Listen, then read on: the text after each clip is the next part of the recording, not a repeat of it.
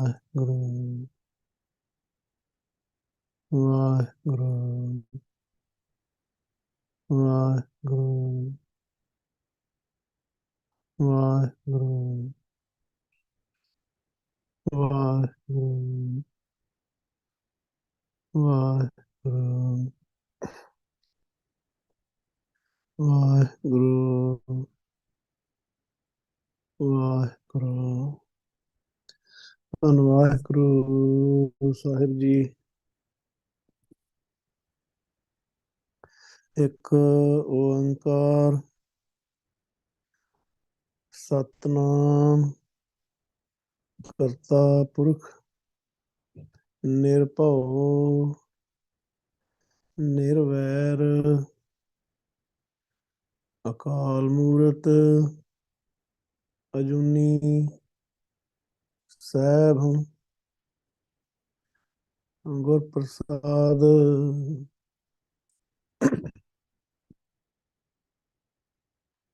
ਤੇਰੇ ਕਵਣ ਕਵਣ ਗੁਣ ਕਹਿ ਕਹਿ ਗਾਵਾਂ, ਤੂੰ ਸਾਹਿਬ ਗੁਣੀ ਨਿਧਾਨਾ। ਤੁਮਰੀ ਮਹਿਮਾ ਬਰਨ ਨਾ ਸਕੂੰ, ਤੂੰ ਠਾਕੁਰ ਊਚ ਭਗਵਾਨਾ। ਗਿਆਨ ਧਿਆਨ ਕਿਛ ਕਰਮ ਨਾ ਜਾਣਾ,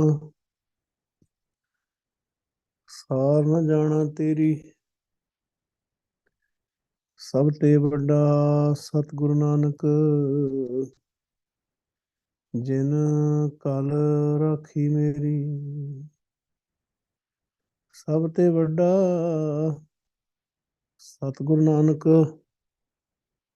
ਜਿਨ ਕਲ ਰਾਖੀ ਮੇਰੀ। ਧੰਨ ਵਾਹਿਗੁਰੂ ਸਾਹਿਬ ਜੀ। ਸ਼ਲੋਕ ਮਹਿਲਾ ਤੀਜਾ।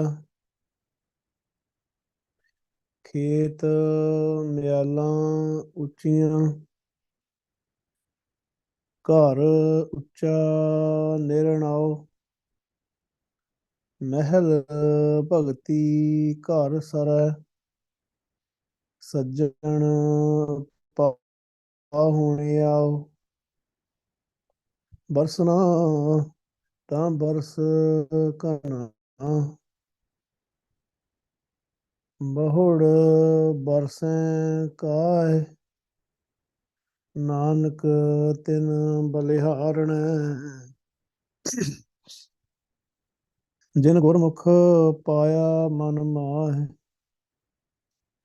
ਬਰਸਣਾ ਤਾਂ ਬਰਸ ਘਨਾ, ਬਹੁੜ ਬਰਸੈ ਕਾਹਿ।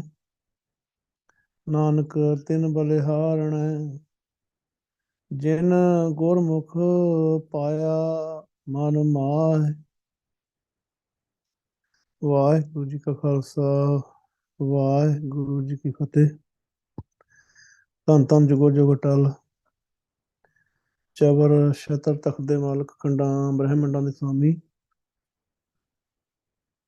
ਜਾਗਤ ਜੋਤ ਸਤਿਗੁਰੂ ਆਦ ਸ੍ਰੀ ਗੁਰੂ ਗ੍ਰੰਥ ਸਾਹਿਬ ਪਾਤਸ਼ਾਹ, ਜਿਨ੍ਹਾਂ ਨੇ ਬੜੀ ਬਖਸ਼ਿਸ਼ ਮਿਹਰਮਤ ਕੀਤੀ ਹੈ। ਗੁਰੂ ਪਾਤਸ਼ਾਹ ਨੂੰ ਤਰਸ ਆਇਆ, ਗੁਰੂ ਪਾਤਸ਼ਾਹ ਜੀ ਨੇ ਸੰਗਤ ਬਖਸ਼ੀ ਹੈ, ਗੁਰੂ ਪਾਤਸ਼ਾਹ ਨੇ ਬਖਸ਼ਿਸ਼ ਕੀਤੀ ਹੈ, ਗੁਰਸਿੱਖਾਂ ਦਾ ਸੰਗ ਬਖਸ਼ਿਆ ਹੈ। ਸਿਮਰਨ ਭਗਤੀ ਦੀ ਗੱਲ ਸਮਝਾਈ ਹੈ, ਕਿਸ ਜੀਵਨ ਦੇ ਵਿੱਚ ਅਸੀਂ ਕਿਉਂ ਆਏ ਹਾਂ, ਇਹ ਜੀਵਨ ਕਿਉਂ ਮਿਲਿਆ ਆ।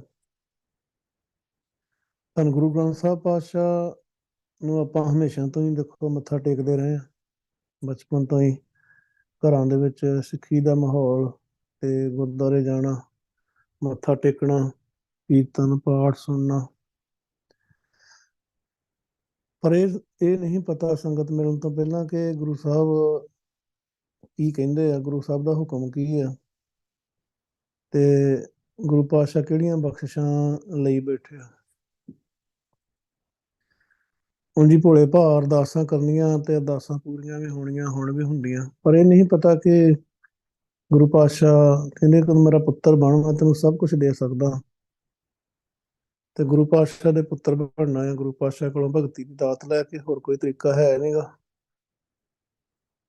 ਗੁਰੂ ਪਾਤਸ਼ਾਹ ਦੇ ਘਰ ਜਨਮ ਲੈਣਾ, ਗੁਰੂ ਸਾਹਿਬ ਦੀ ਬਖਸ਼ਿਸ਼ ਦੇ ਨਾਲ, ਜਿਹਦੇ ਨਾਲ ਭਟਕਣਾ ਖਤਮ ਹੋਣੀ। ਸਤਿਗੁਰ ਕਾ ਜਨਮ ਹੈ, ਗਵਨ ਮਿਟਾਇਆ। ਜਨਮਾਂ ਜਨਮਾਂ ਦੀ ਭਟਕਣਾ ਖਤਮ ਹੋ ਜਾਂਦੀ ਹੈ। ਇਸ ਜਨਮ ਵਿੱਚ ਵੀ, ਇਸ ਸਰੀਰ ਚ ਰਹਿੰਦਿਆਂ ਵੀ ਜਿਹੜਾ ਭਟਕਣਾ ਪਈ ਹੋਈ ਹੈ ਕੰਮਾਂ ਦੀ, ਧੰਦਿਆਂ ਦੀ, ਜਾਂ ਕੋਈ ਹੋਰ ਫਿਕਰ ਫਾਕੇ, ਸਭ ਮੁੱਕ ਜਾਂਦੇ ਆ ਜਦੋਂ ਆਪਾਂ ਗੁਰੂ ਪਾਤਸ਼ਾਹ ਨਾਲ ਜੁੜ ਜਾਂਦੇ ਆ। ਪਰ ਇਸ ਗੱਲ ਦੀ ਸੋਝੀ ਬਹੁਤ ਔਖੀ ਆਉਂਦੀ ਆ।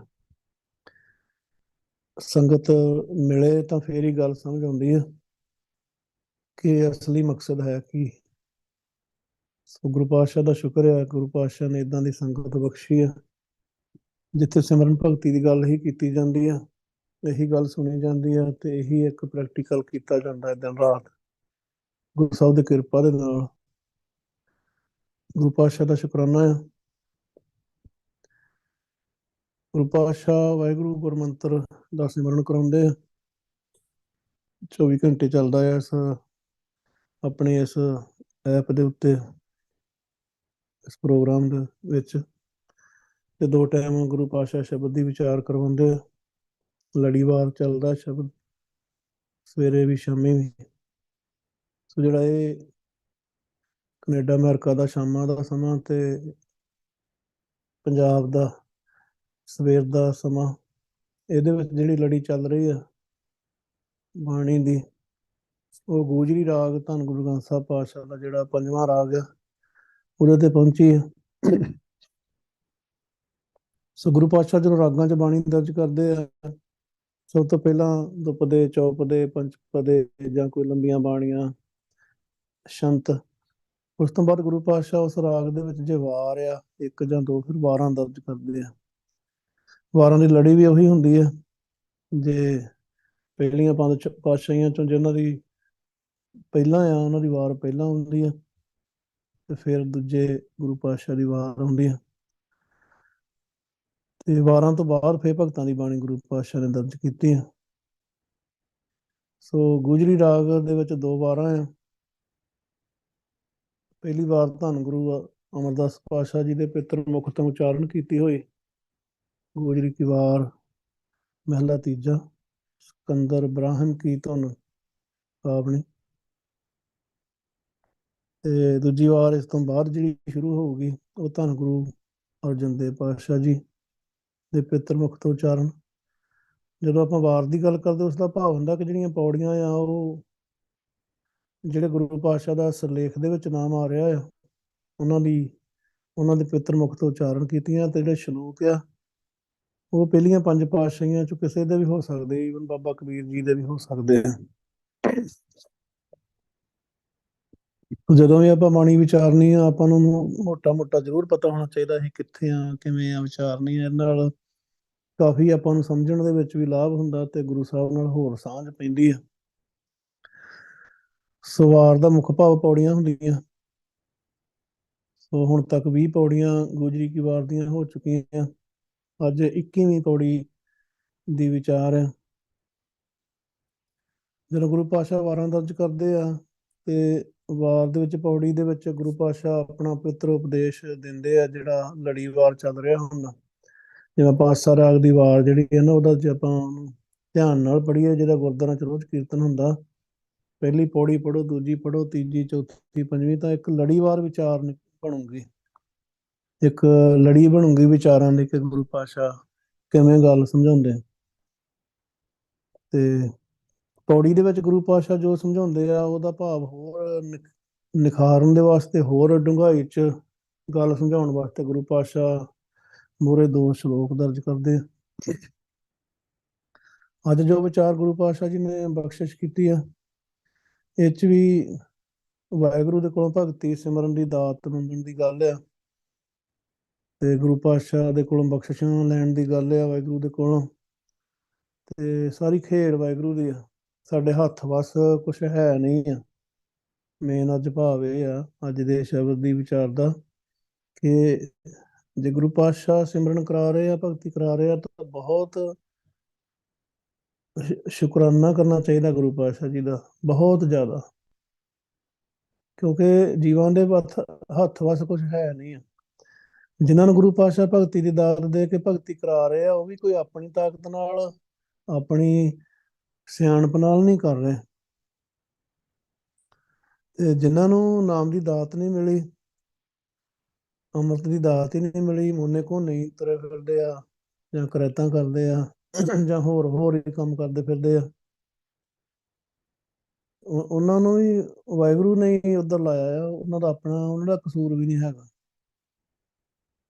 ਉਹਨਾਂ ਦਾ ਵੀ ਸਿਸਟਮ ਵਾਹਿਗੁਰੂ ਦੇ ਹਿਸਾਬ ਨਾਲ ਹੀ ਆ।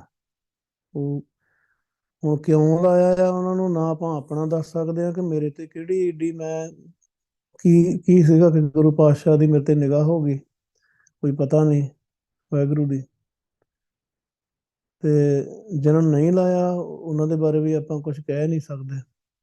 ਸੋ ਇਹ ਗੁਰੂ ਸਾਹਿਬ ਦਾ ਸਿਸਟਮ ਇਦਾਂ ਦਾ ਆ ਕਿ ਇਹਨੂੰ ਬਸ, ਇਹਨੂੰ ਮੋਟਾ ਮੋਟਾ ਇਹੀ ਸਮਝਣ ਦੀ ਲੋੜ ਆ ਕਿ ਜਿੰਨੀ ਵੀ ਖੇਡ ਆ, ਵਾਹਿਗੁਰੂ ਦੀ ਬਖਸ਼ਿਸ਼ ਦੀ ਖੇਡ ਆ, ਕਰਮ ਦੀ ਖੇਡ ਆ। ਤੇ ਗੁਰੂ ਸਾਹਿਬ ਕਿਰਪਾ ਕਰਨ, ਜੇ ਆਪਾਂ ਗੁਰੂ ਪਾਤਸ਼ਾਹ ਜੇ ਸਟੈਪ ਬਾਏ ਸਟੈਪ ਜੇ ਗੱਲ ਸਮਝਾਉਣੀ ਸ਼ੁਰੂ ਕਰ ਦੇਣ, ਤੇ ਜਦੋਂ ਕੋਈ ਜੀਵ ਜਾਂ ਆਪਾਂ ਬਖਸ਼ਿਸ਼ ਦੇ ਖੰਡ ਦੇ ਵਿੱਚ ਦਾਖਲ ਹੋ ਜਾਈਏ, ਤਾਂ ਉੱਥੇ ਫਿਰ ਬਹੁਤ ਖੇਡ ਆਪਣੇ ਹੱਥ ਹੱਥ ਤਾਂ ਪਹਿਲਾਂ ਵੀ ਨਹੀਂ ਹੈਗੀ, ਪਰ ਉੱਥੇ ਤਾਂ ਖੇਡ ਹੀ ਵੱਖਰੀ ਆ। ਸੋ ਇਹ ਗੁਰੂ ਪਾਤਸ਼ਾਹ ਦਾ ਵਾਹਿਗੁਰੂ ਸਿਸਟਮ ਹੈ। ਇਹ ਅੱਜ ਦੇ ਸ਼ਬਦ ਦਾ ਕੇਂਦਰੀ ਭਾਵ ਆ। ਕਿਉਂਕਿ ਜਦੋਂ ਵੀ ਆਪਾਂ ਬਾਣੀ ਦੀ ਵਿਚਾਰ ਕਰਨੀ ਆ, ਜਦੋਂ ਤੇ ਸ਼ਬਦਾਂ ਦੇ ਵਿੱਚ ਰਹਾਉ ਹੈਗਾ ਆ, ਦੋ ਪਦੇ, ਚੌਪਦੇ ਆ, ਪੰਜ ਪਦੇ ਆ, ਅਸ਼ਟਪਦੀਆਂ, ਈਵਨ ਲੰਬੀਆਂ ਬਾਣੀਆਂ ਜਿਵੇਂ ਸਿੱਧ ਗੋਸ਼ਟ ਆ, ਓੰਕਾਰ ਆ, ਸੁਖਮਨੀ ਆ, ਉਹਨਾਂ ਵਿੱਚ ਤਾਂ ਰਹਾਉ ਆ। ਪਰ ਜਦੋਂ ਆਪਾਂ ਪੌੜੀਆਂ ਵਾਰਾਂ ਪੜ੍ਹਦੇ, ਇਹਨਾਂ ਵਿੱਚ ਰਹਾਉ ਨਹੀਂ ਹੁੰਦਾ। ਸੋ ਪੌੜੀ ਦੇ ਵਿੱਚ ਹੀ ਸੈਂਟਰਲ ਭਾਵ ਆਪਾਂ ਨੂੰ ਲੱਭਣਾ ਪੈਂਦਾ ਹੈ ਕਿ ਗੁਰੂ ਸਾਹਿਬ ਕੀ ਅੱਜ ਸਮਝਾਉਣਾ ਚਾਹੁੰਦੇ ਆ, ਜਿਹੜੀ ਵਾਰ ਦੀਆਂ ਪੌੜੀਆਂ ਆਪਾਂ ਵਿਚਾਰ ਰਹੇ ਹਾਂ। ਤੇ ਇਸ ਲਈ ਥੋੜਾ ਜਿਹਾ ਹੋਰ ਵੀ ਧਿਆਨ ਦੇਣਾ ਪੈਂਦਾ। ਬਾਣੀ ਤਾਂ ਹਮੇਸ਼ਾ ਧਿਆਨ ਨਾਲ ਹੀ ਪੜ੍ਹਨੀ ਚਾਹੀਦੀ ਆ, ਕਿਉਂਕਿ ਜਿੰਨਾ ਚਿਰ ਬਾਣੀ ਨੂੰ ਵਿਚਾਰ ਕੇ ਨਹੀਂ ਪੜ੍ਹਿਆ ਜਾ ਰਿਹਾ, ਬਾਣੀ ਦਾ ਪਹਿਲੇ ਨੰਬਰ ਤੇ ਬਾਣੀ ਦਾ ਸਾਡਾ ਉਚਾਰਨ ਹੀ ਨਹੀਂ ਸ਼ੁੱਧ ਹੈਗਾ, ਗੁਰੂ ਪਾਤਸ਼ਾਹ ਦੇ ਲਿਖੇ ਅਨੁਸਾਰ ਮਾਤਰਾਵਾਂ ਧੁਨੀਆਂ ਦਾ ਨਹੀਂ ਪਤਾ ਹੈਗਾ। ਤੇ ਫਿਰ ਉਸ ਤੋਂ ਬਾਅਦ ਬਾਣੀ 'ਚ ਗੁਰੂ ਪਾਤਸ਼ਾਹ ਦਾ ਗੱਲ ਲਿਖਣ ਦਾ ਇੱਕ ਤਰੀਕਾ ਆ ਭਾਸ਼ਾ ਦਾ, ਤੇ ਉਹ ਭਾਸ਼ਾ ਦੇ ਨਾਲ ਸਾਂਝ ਪੈਣੀ ਆ ਵਿਆਕਰਣ ਦੇ ਜਾਣਨ ਦੇ ਨਾਲ।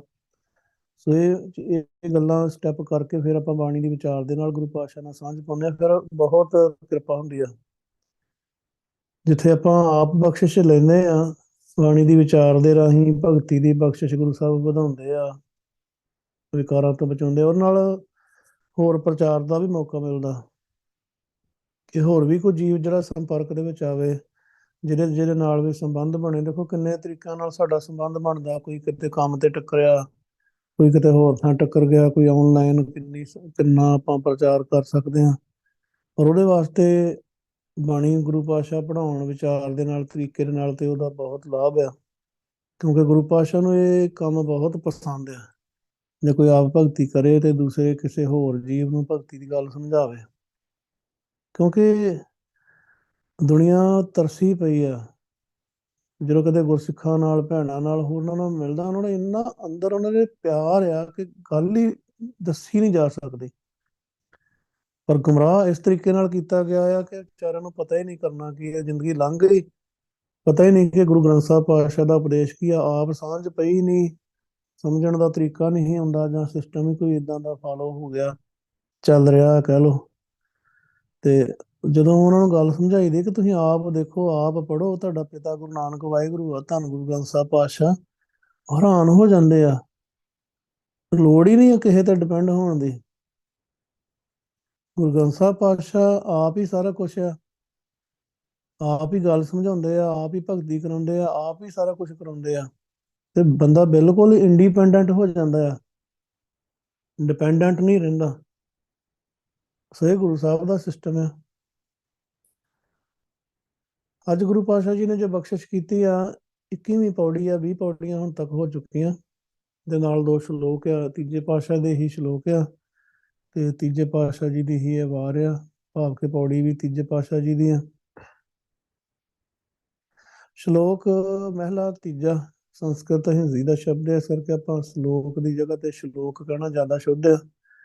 ਖੇਤ ਮਿਆਲਾਂ ਉੱਚੀਆਂ, ਘਰ ਉੱਚਾ ਨਿਰਣਾਓ, ਮਹਿਲ ਭਗਤੀ ਘਰ ਸਰੈ, ਸੱਜਣ ਪਾਹੁਣ ਆਓ।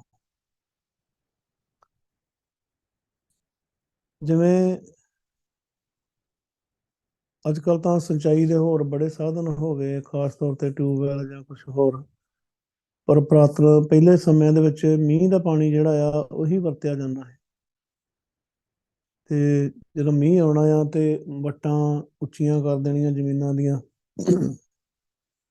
ਜ਼ਿਮੀਂਦਾਰਾਂ ਨੇ, ਤਾਂ ਕਿ ਪਾਣੀ ਮੀਂਹ ਦਾ ਖੇਤ ਦੇ ਵਿੱਚ ਹੀ ਰਵੇ ਤੇ ਫਸਲ ਜਿਹੜੀ ਆ ਜੀਰੀ ਝੋਨਾ ਜਾਂ ਕੋਈ ਇਦਾਂ ਦੀਆਂ ਮੱਕੀ ਵਗੈਰਾ, ਤੇ ਉਹਨਾਂ ਨੂੰ ਵਧੀਆ ਪਾਣੀ ਮਿਲੇ ਤੇ ਹੋ ਜਾਣ ਉਹ।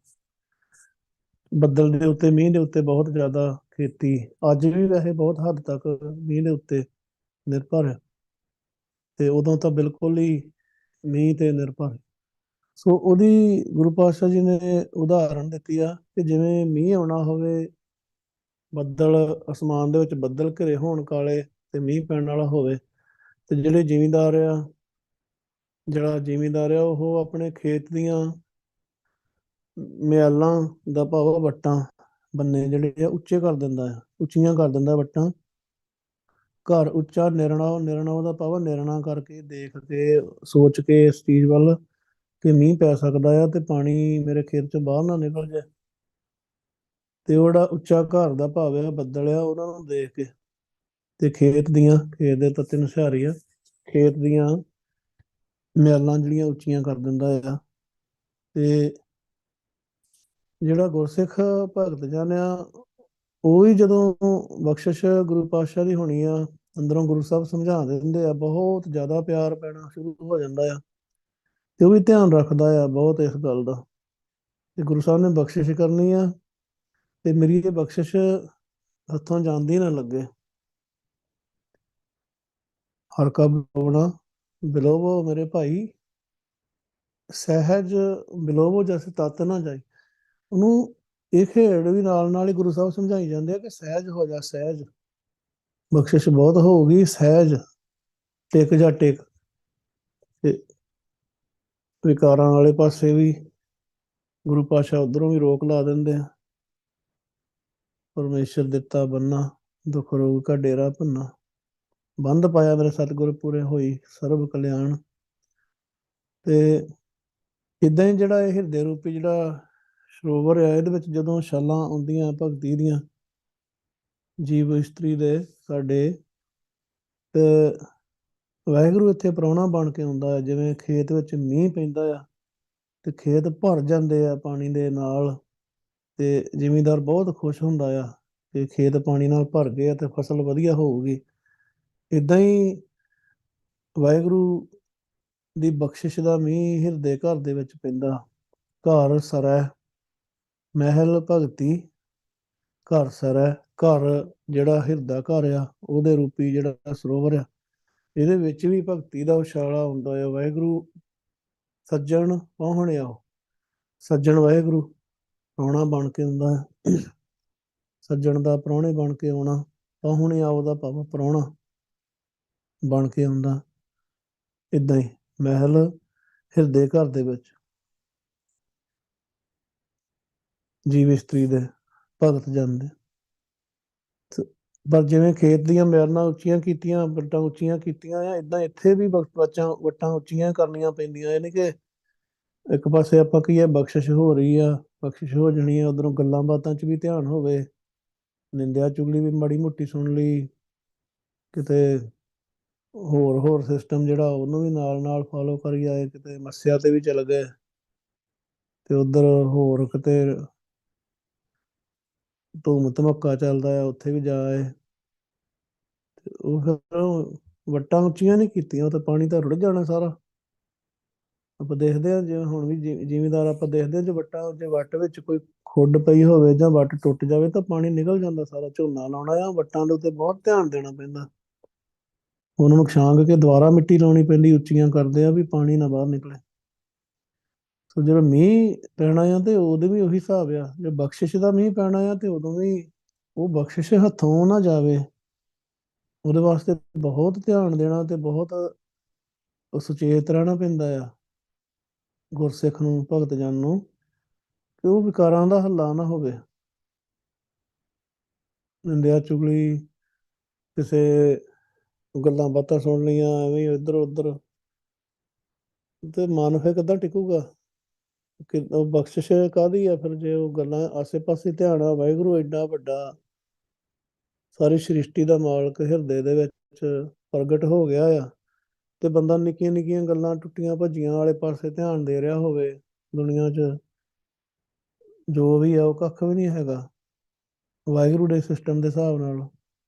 ਇਹਦਾ ਮਤਲਬ ਵੱਟਾਂ ਉੱਚੀਆਂ ਨਹੀਂ ਕੀਤੀਆਂ, ਪੱਧਰਾ ਮੈਦਾਨ ਹੀ, ਉਹ ਤਾਂ ਨਾਲੋਂ ਨਾਲ ਹੀ ਰੁੜ ਜਾਣਾ ਪਾਣੀ ਉਤੇ। ਜਿਵੇਂ ਟਿੱਬੇ, ਜਿਉਂ ਮੀਂਹ ਆ, ਜਿਵੇਂ ਟਿੱਬੇ ਉੱਤੇ ਮੀਂਹ ਪਵੇ ਤੇ ਉੱਥੇ ਪਾਣੀ ਉਦਾਂ ਹੀ ਰੁੜ ਜਾਂਦਾ। ਭਗਤ ਬਾਬਾ ਫਰੀਦ ਜੀ ਕਹਿੰਦੇ ਆ ਏਦਾਂ ਮਨਮੁਖ ਦਾ ਜੀਵਨ ਆ। ਸੋ ਮਨਮੁਖਤਾਈ ਵਾਲਾ ਕੰਮ ਨਹੀਂ ਰਹਿ ਜਾਂਦਾ ਉਸ ਵੇਲੇ ਗੁਰਸਿੱਖ 'ਚ, ਟਿਕ ਜਾਂਦਾ ਆ, ਉਹਨੂੰ ਟਿਕਾ ਹੀ ਚੰਗਾ ਲੱਗਦਾ ਹੈ।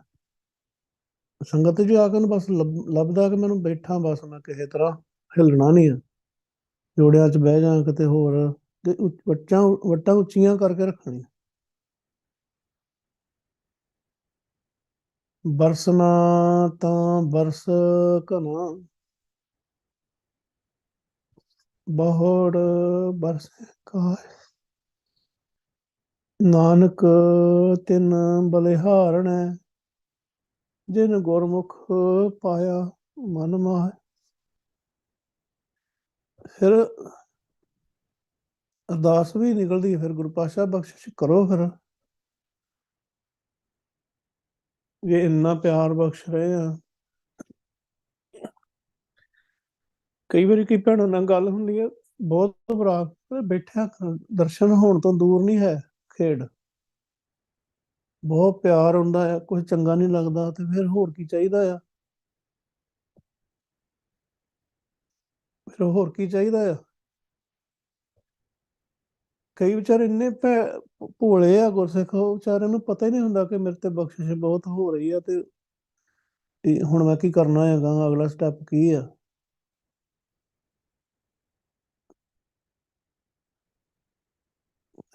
ਬਾਣੀ ਦੀ ਸੋਝੀ ਵੀ ਬਹੁਤ ਜ਼ਰੂਰੀ ਆ ਨਾਲ ਨਾਲ। ਵਾਹਿਗੁਰੂ ਸਿਮਰਨ ਤੇ ਬਾਣੀ ਦੋਵੇਂ ਚੀਜ਼ਾਂ ਨਾਲ ਨਾਲ ਚੱਲਦੀਆਂ, ਫਿਰ ਇਸ ਰਸਤੇ ਤੇ ਤੁਰਿਆ ਜਾ ਸਕਦਾ। ਕੱਲੀ ਬਾਣੀ ਪੜ੍ਹੀ ਜਾਈਏ, ਵਿਚਾਰੀ ਜਾਈਏ, ਵਾਹਿਗੁਰੂ ਨਾ ਜਪੀਏ, ਫਿਰ ਬਾਣੀ ਪੜ੍ਹਨ ਦਾ ਇੱਕ ਲਾਭ ਨਹੀਂ ਹੈਗਾ।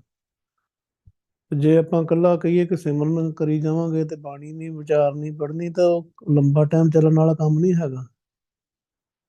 ਤੇ ਗੁਰੂ ਪਾਤਸ਼ਾਹ ਦੇ ਦੋ ਚਰਨ ਆ, ਤੇ ਚਰਨ ਦੋਵੇਂ ਹੀ ਫੜ ਕੇ ਰੱਖਣੇ ਪੈਣੇ ਆ। ਗੁਰੂ ਪਾਤਸ਼ਾਹ ਦਾ ਉਪਦੇਸ਼, ਬਖਸ਼ਿਸ਼ ਦੀ ਇਹ ਜਿਹੜੀ ਖੇਡ ਸਮਝਣੀ, ਨਾਲ ਨਾਲ ਵਾਹਿਗੁਰੂ ਸਿਮਰਨ।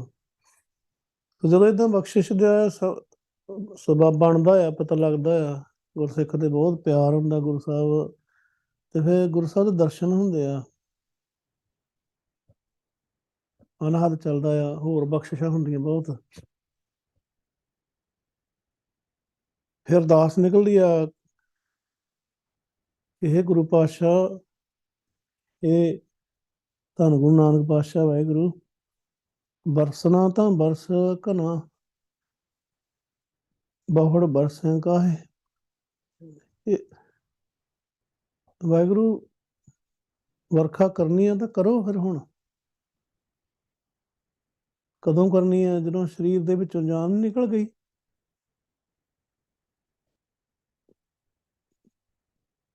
ਫਿਰ ਮੈਨੂੰ ਕੀ ਲਾਭ ਹੋਊਗਾ?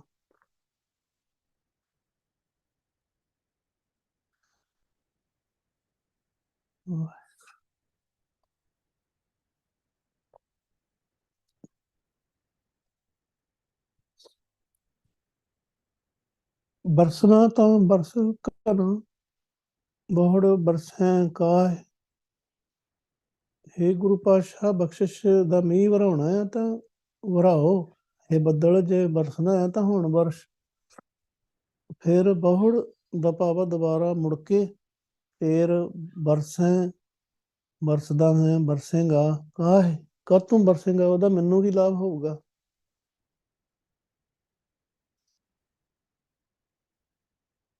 ਵੀਹੇ ਨੂੰ ਇੱਕ ਸਵਾਂਤੀ ਬੂੰਦ ਦੀ ਲੋੜ ਹੈ ਉਹਦੇ ਵਾਸਤੇ ਤਾਂ ਬਾਦਸ਼ਾਹ ਬਾਣੀ ਚ ਲਿਖਦਾ ਕਿ ਪਾਸੇ ਪਾਸੇ ਪਾਣੀ ਹੀ ਪਾਣੀ ਅੰਦਰ ਆ ਉਹਨੇ ਕੀ ਕਰਨਾ ਹੈ ਇੰਨੇ ਪਾਣੀ ਦਾ। ਬਰਸਣਾ ਤਾਂ ਹੁਣ ਬਰਸ ਵਾਹਿਗੁਰੂ ਮੇਰਾ ਇਹ ਹਿਰਦੇ ਰੂਪੀ ਖੇਤ ਸੁੱਕਾ ਪਿਆ ਆ ਸੜਿਆ ਪਿਆ ਆ ਬੰਜਰ ਹੋਇਆ ਤਰੇੜਾਂ ਪਾਟੀਆਂ ਆ ਤੇ ਇਹਨੂੰ ਭਰ ਦੇ ਆਪਣੀ ਬਖਸ਼ਿਸ਼ ਦੇ ਨਾਲ। ਦੌੜ ਬਰਸੇ ਕਾ ਹੈ ਫਿਰ ਕੀ ਫਾਇਦਾ ਹੈ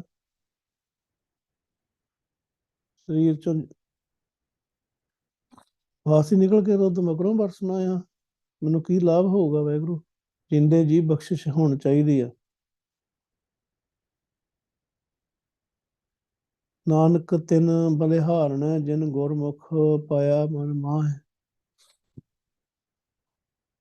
ਹੈ ਨਾਨਕ ਮੈਂ ਉਹਨਾਂ ਗੁਰਸਿੱਖ ਜਨਾਂ ਤੋਂ ਭਗਤ ਜਨਾਂ ਤੋਂ ਬਲਿਹਾਰ ਜਾਂਦਾ ਆ ਜਿਨ੍ਹਾਂ ਨੇ ਗੁਰੂ ਦੀ ਸ਼ਰਨ ਚ ਪੈ ਕੇ ਆਪਣੇ ਮਨ ਦੇ ਵਿੱਚ ਹੀ ਆਪਣੇ ਹਿਰਦੇ ਘਰ ਦੇ ਵਿੱਚ ਹੀ ਵਾਹਿਗੁਰੂ ਨੂੰ ਲੱਭ ਲਿਆ ਪਾ ਲਿਆ ਹੈ। ਗੁਰੂ ਦੀ ਸ਼ਰਨ ਚ ਪੈ ਕੇ ਗੁਰਮੁਖ ਆਪਾਂ ਕਈ ਵਾਰੀ ਕਹਿੰਦੇ ਆ ਕੀ ਲੋੜ ਹੈ ਬਾਣੀ ਨੂੰ ਵਿਚਾਰਨ ਦੀ ਵਿਆਕਰਨ ਦੀ ਕੀ ਲੋੜ ਹੈ। ਗੁਰਮੁਖ ਗੁਰੂ ਦੀ ਸ਼ਰਨ ਚ ਪੈ ਕੇ ਗੁਰੂ ਦੀ ਸ਼ਰਨ ਚ ਪੈਣ ਤੋਂ ਬਗੈਰ ਤਾਂ ਕੋਈ ਗੱਲ ਹੋਣੀ ਵੀ ਨਹੀਂ ਨਾ। ਸਟੈਪ ਅੱਗੇ ਤੁਰਨਾ ਹੀ ਨਹੀਂ ਆ ਗੱਲ ਗਾਂ ਤੁਰਨੀ ਹੀ ਨਹੀਂ ਕਹਾਣੀ। ਨਾਨਕ ਤਿੰਨ ਬਲਿਹਾਰਣਾ ਨਾਨਕ ਤਿੰਨ ਬਲਿਹਾਰਣਾ ਹੈ ਨਾਨਕ ਮੈਂ ਉਹਨਾਂ ਤੋਂ ਸਦਕੇ ਜਾਂਦਾ ਹਾਂ ਉਹਨਾਂ ਤੋਂ ਬਲਿਹਾਰ ਜਾਂਦਾ ਹਾਂ ਜਾਂਦਾ ਹਾਂ ਜਿਨ ਗੁਰਮੁਖ ਪਾਇਆ ਮਨ ਮਾਹ। ਜਿਨ੍ਹਾਂ ਨੇ ਗੁਰੂ ਦੀ ਸ਼ਰਨ ਚ ਪੈ ਕੇ ਭਾਵ ਕਿ ਗੁਰੂ ਪਾਤਸ਼ਾਹ ਦੇ ਦੱਸੇ ਹੋ ਰਸਤੇ ਤੇ ਚੱਲ ਕੇ ਜਾਂ ਕਹਿ ਲਓ ਗੁਰੂ ਪਾਤਸ਼ਾਹ ਕੋਲੋਂ ਨਾਮ ਦੀ ਦਾਤ ਲੈ ਕੇ ਭਗਤੀ ਕਰਕੇ ਗੁਰੂ ਵਾਲੇ ਹੋ ਕੇ ਪਾਇਆ ਮਨ ਮਾਹ ਆਪਣੇ ਮਨ ਦੇ ਵਿੱਚ ਹੀ ਪਰਮਾਤਮਾ ਵਾਹਿਗੁਰੂ ਨੂੰ ਪਾ ਲਿਆ ਹੈ ਆਪਣੇ ਪਤੀ ਵਾਹਿਗੁਰੂ ਨੂੰ ਪਾ ਲਿਆ ਹੈ। ਦੂਜੇ ਸ਼ਲੋਕ ਚ ਪਾਤਸ਼ਾਹ ਕਹਿੰਦੇ ਆ ਮਹਿਲਾ ਤੀਜਾ ਮਿੱਠਾ ਸੋ ਜੋ ਭਾਵਦਾ ਸੱਜਣ ਸੋ ਜੋ ਰਾਸ। ਨਾਨਕ ਗੁਰਮੁਖ ਜਾਣੀਐ ਜਾ ਕਉ ਆਪ ਕਰੇ ਪ੍ਰਗਾਸ਼। ਮਿੱਠਾ ਸੋ ਜੋ ਭਾਵਦਾ ਮਿੱਠਾ ਉਹ ਆ ਜਿਹੜਾ ਚੰਗਾ ਲੱਗਦਾ। ਹੁਣ ਚੰਗਾ ਤਾਂ ਆਪਾਂ ਨੂੰ ਲੱਗਦਾ ਹੀ ਹੁਣ ਸਿੱਧੇ ਅਰਥ ਕਰਾਂਗੇ ਤਾਂ ਫਿਰ ਤੇ ਆਹੀ ਅਰਥ ਬਣਦੇ ਆ ਕਿ ਮਿੱਠਾ ਉਹ ਆ ਪਦਾਰਥ ਕੋਈ ਖਾਣ ਪੀਣ ਵਾਲਾ ਚੀਜ਼ ਜਿਹੜੀ ਆ ਉਹ ਸਵਾਦ ਲੱਗਦੀ ਆ ਉਹੀ ਵਧੀਆ। ਇਹਦਾ ਭਾਵ ਹੈ ਜਿਹੜੀ ਹਮੇਸ਼ਾ ਹੀ ਸਵਾਦ ਲੱਗੇ ਸੋ ਹਮੇਸ਼ਾ ਸਵਾਦ ਲੱਗਣ ਵਾਲਾ ਤਾਂ ਪਦਾਰਥ ਇੱਕ ਹੀ ਆ ਪ੍ਰੇਮ ਪਦਾਰਥ ਨਾਮ ਹੈ ਭਾਈ ਮਾਇਆ ਮੋਹ ਵਿਨਾਸ਼।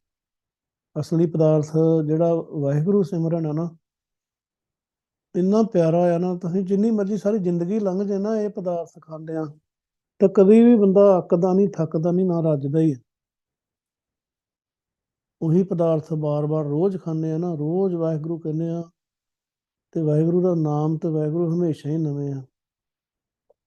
ਕੋਈ ਵੀ ਚੀਜ਼ ਆਪਾਂ ਖਾਂਦੇ ਆ ਦੁਨਿਆਵੀ ਤੌਰ ਤੇ ਜੇ ਆਪਾਂ ਪਦਾਰਥਾਂ ਦੀ ਕਿਸੇ ਚੀਜ਼ ਦੀ ਗੱਲ ਕਰੀਏ ਬੰਦਾ ਅੱਕ ਜਾਂਦਾ ਹੈ।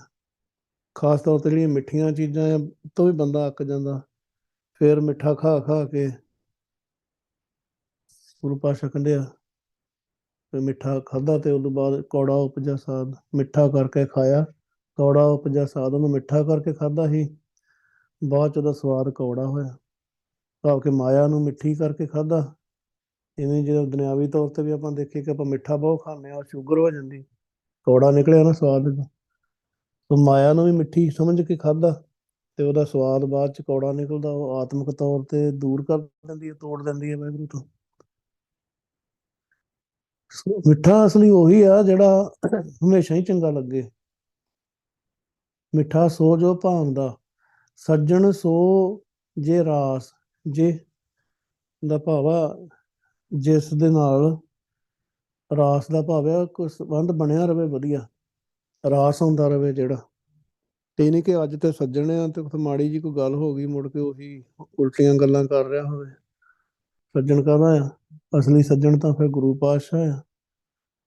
ਗੁਰੂ ਪਾਤਸ਼ਾਹ ਨੂੰ ਸੱਜਣ ਬਣਾਈ ਉਹਨੇ, ਸੱਜਣ ਸੱਚਾ ਪਾਤਸ਼ਾਹ, ਸਿਰ ਸ਼ਾਹਾਂ ਦੇ ਸ਼ਾਹ, ਜਿਨ੍ਹਾਂ ਦੇ ਕੋਲ ਬੈਠੇ ਵੀ ਸੋਹਣੇ ਲੱਗੀਏ ਆਪਾਂ। ਦੁਨੀਆ ਦੇ ਸੱਜਣਾਂ ਦੇ ਕੋਲ ਬੈਠੇ ਕਿੰਨੇ ਕੁ ਸੋਹਣੇ ਲੱਗਦੇ ਆ। ਜਿਸ ਪਾਸ ਬੈਠਿਆ ਸੋਹੀ ਆ, ਸੋਹਣੇ ਲੱਗੀਦਾ ਆ। ਤੇ ਹਰ ਵੇਲੇ ਹੀ ਨਾਲ ਆ ਗੁਰੂ ਪਾਤਸ਼ਾਹ। ਗੁਰੂ ਪਾਤਸ਼ਾਹ ਦੇ ਬਚਨ ਏਦਾਂ ਦੇ ਸੱਜਣ ਆ ਜਿਹੜੇ ਹਮੇਸ਼ਾ ਹੀ ਰਾਸ ਹੁੰਦੇ ਆ। ਹਮੇਸ਼ਾ ਹੀ ਸੱਜਣ ਸਹੀ ਨਾਲ ਮੈਂ ਚੱਲਦਿਆਂ ਨਾਲ ਚਲਾਂ, ਜਿੱਥੇ ਲੇਖਾ ਮੰਗੇ ਤਿੱਥੇ ਖੜੇ ਦੇ ਸਨ। ਕੋਈ ਵੀ ਪੁੱਛੂਗਾ ਨਾ ਵੀ ਇਹ ਕੌਣ ਆ ਤੇ ਕਿੱਦਾਂ, ਉਹ ਮੋਹਰੇ ਹੋ ਕੇ ਜਵਾਬ ਦੇਣਗੇ। ਲੋੜ ਨਹੀਂ ਗੀ ਇੰਨਾ ਗੱਲ ਕਰਦੀ ਹੈ, ਮੇਰਾ ਗੁਰਸਿੱਖ ਪੁੱਤਰ ਆ। ਸੋ ਅਸਲੀ ਤੇ ਮਿੱਠਾ ਉਹੀ ਆ, ਵਧੀਆ ਪਦਾਰਥ ਆ ਜਿਹੜਾ ਹਮੇਸ਼ਾ ਹੀ ਚੰਗਾ ਲੱਗੇ। ਭਾਵ ਕਿ ਉਹਦੇ ਖਾਣ ਦਾ ਕਦੀ ਵੀ ਨੁਕਸਾਨ ਨਾ ਹੋਵੇ ਤੇ ਹਮੇਸ਼ਾ ਹੀ ਵਧੀਆ ਲੱਗੇ। ਤੇ ਉਹ ਫਿਰ ਨਾਮ ਪਦਾਰਥ ਆ, ਵਾਹਿਗੁਰੂ ਦੇ ਨਾਮ ਦਾ ਪਦਾਰਥ ਆ, ਵਾਹਿਗੁਰੂ ਸਿਮਰਨ ਆ। ਤੇ ਗੁਰੂ ਪਾਤਸ਼ਾਹ ਆ ਜਿਹੜੇ ਹਮੇਸ਼ਾ ਹੀ ਰਾਸ ਆਉਂਦੇ ਆ। ਆਪਾਂ ਨੂੰ ਦੇਖੋ ਰਾਸ ਕਿਦਾਂ ਕਿ ਕੋਈ ਯਾਰ ਦੋਸਤ ਬਣਾ ਲਿਆ, ਬੜਾ ਉਹਨਾਂ ਪਿਆਰ ਹੁੰਦਾ, ਬੜੀਆਂ ਗੱਲਾਂ ਬਾਤਾਂ, ਉਹਨਾਂ ਉੱਧਰ ਉੱਧਰ ਹੀ ਮੈਸੇਜ ਤੇ ਹੋਰ ਮਿਲਣਾ ਗਿਲਣਾ, ਮੁੜ ਕੇ ਉਹੀ ਸਾਰਿਆਂ ਤੋਂ ਵੱਡਾ ਦੁਸ਼ਮਣ ਬਣੀ ਬੈਠਾ ਹੁੰਦਾ। ਕਦੀ ਵੀ ਦੇਖੋ ਜਿਹੜੇ ਵੀ ਦੁਸ਼ਮਣ ਆ ਨਾ ਦੁਨੀਆ ਦੇ ਉੱਤੇ, ਇੱਕ ਦੂਜੇ ਦੇ ਪਹਿਲਾਂ ਦੋਸਤ ਹੀ ਹੁੰਦੇ ਜ਼ਿਆਦਾਤਰ, ਤੇ ਫਿਰ ਜ਼ਿਆਦਾ ਵੱਡੇ ਦੁਸ਼ਮਣ ਬਣਦੇ। ਦੁਸ਼ਮਣ ਜਿਹੜਾ ਸਿੱਧਾ ਆ ਉਹ ਉਹਨਾਂ ਦੁਸ਼ਮਣ ਨਹੀਂ ਹੁੰਦਾ ਜਿੰਨਾ ਯਾਰ ਦੋਸਤ ਜਿਹੜਾ ਉਹ ਦੁਸ਼ਮਣ ਬਣਿਆ। ਉਹ ਜਿਹੜੇ ਵਿਕਾਰ ਆ, ਜਿਹੜੀਆਂ ਪਹਾੜੀਆਂ ਆਦਤਾਂ ਆ, ਇਹਨਾਂ ਨਾਲ ਸੰਬੰਧ ਨਹੀਂ ਰਹਿਣਾ, ਗੁਰਸਿੱਖ ਦਾ ਰਹਿਣਾ ਚਾਹੀਦਾ। ਅਸਲੀ ਸੱਜਣ ਗੁਰੂ ਪਾਤਸ਼ਾਹ ਆ, ਗੁਰੂ ਪਾਤਸ਼ਾਹ ਦੇ ਬਖਸ਼ੇ ਹੋਏ ਗੁਣ ਆ। ਨਾਨਕ ਗੁਰਮੁਖ ਜਾਣੀਆ ਜਾ ਕਉ ਆਪ ਕਰੇ ਪ੍ਰਗਾਸ਼। ਪਰ ਇਹ ਖੇਡ ਵੀ ਔਖੀ ਸਮਝ ਆਉਂਦੀ ਆ ਜਿੰਨਾ ਚਿਰ ਗੁਰੂ ਦੀ ਸ਼ਰਨ ਵਿੱਚ ਨਹੀਂ ਪੈਂਦਾ ਬੰਦਾ। ਇਹ ਨਾਨਕ ਗੁਰਮੁਖ ਜਾਣੀਐ, ਗੁਰੂ ਦੀ ਸ਼ਰਨ ਵਿੱਚ ਪੈ ਕੇ ਹੀ ਇਸ ਗੱਲ ਨੂੰ ਜਾਣੀਦਾ ਹੈ। ਦੇਖੋ ਆਪਾਂ ਨੂੰ ਬਹੁਤ ਧਿਆਨ ਦੇਣਾ ਚਾਹੀਦਾ ਵੈਗੁਰੂ, ਜਦੋਂ ਆਪਾਂ ਬਾਣੀ ਵਿਚਾਰਦੇ ਆ ਨਾ, ਇਧਰੋਂ ਉਧਰੋਂ ਐ ਲੱਤ ਫੜ ਲਈ, ਉਧਰੋਂ ਬਾਂਹ ਫੜ ਲਈ, ਜੋ ਸਾਹਮਣੇ ਲਿਖਿਆ ਪਹਿਲਾਂ ਉਹਦੇ ਅਰਥ ਕਰੋ, ਉਦੋਂ ਬਾਅਦ ਆਪਣੀ ਵਿਚਾਰ ਗੁਰੂ ਸਾਹਿਬ ਦੀ ਬਖਸ਼ਿਸ਼ ਦੇ ਨਾਲ ਆਪਾਂ ਡੂੰਘਾਈ ਚਲੇ ਜਾਣੀ ਆ। ਤੇ ਗੁਰੂ ਸਾਹਿਬ ਦੀ ਕਿਰਪਾ ਦੇ ਨਾਲ ਆਪਾਂ ਕਰ ਸਕਦੇ ਹਾਂ, ਚਾਹੇ ਆਪਣੇ ਲਈ ਕਰ ਲਿਆ, ਚਾਹੇ ਆਪਾਂ ਪ੍ਰਚਾਰ ਕਰਨ ਲਈ ਕਰ ਰਹੇ ਹਾਂ। ਪਰ ਜਿਹੜੀ ਸਾਹਮਣੇ ਚੀਜ਼ ਲਿਖੀ ਆ, ਜੋ ਅੱਖਰ ਗੁਰੂ ਸਾਹਿਬ ਨੇ ਸਾਹਮਣੇ ਲਿਖੇ ਆ, ਪਹਿਲਾਂ ਉਹਨਾਂ ਨੂੰ ਅਰਥ ਆਉਣਾ ਚਾਹੀਦਾ, ਉਹਨਾਂ ਨੂੰ ਅਰਥ ਆਉਣਾ ਚਾਹੀਦਾ। ਇਹ ਨਾਨਕ ਗੁਰਮੁਖ ਜਾਣੀਐ, ਗੁਰੂ ਦੀ ਸ਼ਰਨ ਚ ਪੈ ਕੇ ਹੀ ਜਾਣੀਦਾ ਹੈ। ਤੇ ਪਰ ਕੌਣ ਇਹ ਜਾਣ ਸਕਦਾ? ਜਾ ਕਉ ਆਪ ਕਰੇ ਪ੍ਰਗਾਸ਼, ਜਿਨ੍ਹਾਂ ਉੱਤੇ ਵਾਹਿਗੁਰੂ ਆਪ ਕਿਰਪਾ ਕਰਦਾ ਹੈ। ਗੁਰੂ ਦੇ ਰਾਹੀਂ ਇਹ ਖੇਡ ਨੂੰ ਸਮਝਾਉਂਦਾ ਆ, ਜਿਨ੍ਹਾਂ ਤੇ ਬਖਸ਼ਿਸ਼ ਕਰਨੀ ਆ ਉਹਨਾਂ ਨੂੰ ਹੀ। ਖੋ ਖੇਡ ਵਾਹਿਗੁਰੂ ਦੀ ਬੜੀ ਬੜੀ ਤੇ ਬੜੀ ਇੱਕ ਚਲੋ ਸਮਝਣੀ ਔਖੀ ਵੀ ਆ ਤੇ ਬੜੀ ਨਿਰਾਲੀ ਵੀ ਆ। ਕਿਸੇ ਨੂੰ ਵਾਹਿਗੁਰੂ ਆਪਣੇ ਨਾਲ ਮਿਲਾਉਣਾ ਚਾਹੁੰਦਾ ਆ, ਆਪਣੇ ਦਰਸ਼ਨ ਦੇਣੇ ਚਾਹੁੰਦਾ ਆ, ਆਪਣੇ ਕੋਲ ਲਿਆਉਣਾ ਚਾਹੁੰਦਾ ਆ, ਤੇ ਉਹਨੂੰ ਪਹਿਲਾਂ ਗੁਰੂ ਨਾਲ ਮਿਲਾਉਂਦੇ ਗੁਰੂ ਪਾਤਸ਼ਾਹ, ਫਿਰ ਵਾਹਿਗੁਰੂ ਗੁਰੂ ਨਾਲ ਮਿਲਾਉਂਦਾ। ਤੇ ਗੁਰੂ ਦੇ ਕੋਲ ਨਾਮ ਦੀ ਦਾਤ ਮਿਲਦੀ ਆ ਤੇ ਗੁਰੂ ਭਗਤੀ ਕਰਵਾਉਂਦਾ ਆ। ਗੁਰੂ ਪਾਤਸ਼ਾਹ ਸਿਰ ਤੇ ਹੱਥ ਰੱਖ ਕੇ ਨਾਮ ਦਿੰਦੇ ਆ, ਭਗਤੀ ਕਰਾਉਂਦੇ ਆ, ਸੰਗਤ ਨਾਲ ਪਿਆਰ ਪਾ ਦਿੰਦੇ ਆ, ਉਪਦੇਸ਼ ਆਪਣਾ ਸਮਝਾ ਦਿੰਦੇ ਆ, ਬਖਸ਼ਿਸ਼ਾਂ ਕਰਦੇ ਆ, ਉਹ ਫਿਰ ਵਾਹਿਗੁਰੂ ਨਾਲ ਮਿਲ ਜਾਂਦਾ। ਇਹ ਗੁਰੂ ਸਾਹਿਬ ਦਾ ਸਿਸਟਮ ਹੈ ਕਿ ਉਹਨਾਂ ਨੇ ਗੁਰੂ ਵੱਲ ਦੀ ਘੁਮਾ ਕੇ ਲਿਆਉਣਾ, ਗੁਰੂ ਤੋਂ ਬਗੈਰ ਗੱਲ ਬਣਨੀ ਨਹੀਂ ਹੈਗੀ। ਜਿੰਨਾ ਚਿਰ ਹੁਣ ਆਪਾਂ ਕੋਈ ਬੰਦਾ ਕਵੇ ਕਿ ਮੈਂ ਰੱਬ ਦੇ ਦਰਸ਼ਨ ਕਰਨੇ ਚਾਹੁੰਦਾ ਜਾਂ ਰੱਬ ਨਾਲ ਮਿਲਣਾ ਚਾਹੁੰਦਾ, ਪਰ ਗੁਰੂ ਨਾਲ ਉਹਦਾ ਕੋਈ ਸੰਬੰਧ ਹੀ ਨਾ ਹੋਵੇ, ਫਿਰ ਉਹ ਮਿਲ ਨਹੀਂ ਸਕਦਾ। ਇਹ ਵਾਹਿਗੁਰੂ ਨੇ ਸਿਸਟਮ ਆਪ ਹੀ ਬਣਾਇਆ ਇਦਾਂ ਦਾ। ਮੈਨੂੰ ਸਤਿਗੁਰੂ ਕਿਨੇ ਨਾ ਪਾਇਓ, ਮੈਨੂੰ ਸਤਿਗੁਰੂ ਕਿਨੇ ਨਾ ਪਾਇਆ, ਸਤਿਗੁਰ ਵਿੱਚ ਆਪ ਰੱਖਿਓ, ਕਰ ਪ੍ਰਗਟ ਆਖ ਸੁਣਾਇਆ। ਵਾਹਿਗੁਰੂ ਨੇ ਸਤਿਗੁਰ ਦੇ ਵਿੱਚ ਆਪਣੇ ਆਪ ਨੂੰ ਰੱਖਿਆ ਆ, ਤੇ ਨਾਲ ਇਹ ਕਿਹਾ ਕਿ ਤੂੰ ਮੈਨੂੰ ਪ੍ਰਗਟ ਕਰ। ਗੁਰੂ ਨਾਨਕ ਨੂੰ ਕਿਹਾ ਕਿ ਤੂੰ ਮੈਨੂੰ ਪ੍ਰਗਟ ਕਰ, ਮੈਂ ਤੇਰੇ ਅੰਦਰ ਬੈਠਾ ਆ, ਹੁਣ ਤੂੰ ਦੁਨੀਆ ਨੂੰ ਨਾਮ ਦੀ ਦਾਤ ਦੇ ਕੇ ਗੁਰਸਿੱਖ ਬਣਾ ਕੇ ਤੂੰ ਮੇਰੇ ਦਰਸ਼ਨ ਕਰਵਾ, ਮੇਰੇ ਨਾਲ ਜੋੜ। ਇਹ ਵਾਹਿਗੁਰੂ ਦਾ ਸਿਸਟਮ ਹੈ। ਜਾ ਕਹੋ ਆਪ ਕਰੇ ਪ੍ਰਗਾਸ਼, ਜਾ ਕਹੋ ਕਹਿਣਾ ਨੂੰ, ਜਾਂ ਕਹੋ ਨਹੀਂ ਕਹਿਣਾ। ਜਾ ਦਾ ਭਾਵ ਜਿਸ ਨੂੰ, ਜਿਸ। ਕਹੋ ਨੂੰ ਕੋ ਨਹੀਂ ਕਹਿਣਾ ਵਾਹਿਗੁਰੂ। ਕਹੋ ਕੱਕੇ ਕਨੌੜਾ ਕਹੋ ਕਹਿ ਲਓ, ਜਾਂ ਕੱਕਾ ਊੜੇ ਅੰਕੁੜ ਕਹੋ ਕਹਿ ਲਓ, ਇੱਕੋ ਗੱਲ ਆ। ਲਿਖਿਆ ਇਦਾਂ ਹੈ ਗੁਰੂ ਸਾਹਿਬ ਨੇ, ਪਰ ਉਚਾਰਨ ਇਦਾਂ ਹੀ ਹੋਣਾ। ਆਪ ਹੀ ਵਾਹਿਗੁਰੂ ਕਿਰਪਾ ਕਰਦਾ ਹੈ। ਪੌੜੀ। ਪ੍ਰਭ ਪਾਸ ਜਨ ਕੀ ਅਰਦਾਸ, ਤੂੰ ਸੱਚਾ ਸਾਈਂ। ਤੂੰ ਰਖਵਾਲਾ ਸਦਾ ਸਦਾ, ਹਉ ਤੁਧ ਧਿਆਈ। ਜੀ ਜੰਤ ਸਭ ਤੇਰਿਆ, ਤੂੰ ਰਹਿਆ ਸਮਾਈ। ਜੋ ਦਾਸ ਤੇਰੇ ਕੀ ਨਿੰਦਾ ਕਰੇ, ਤਿਸ ਮਾਰ ਪਚਾਈ।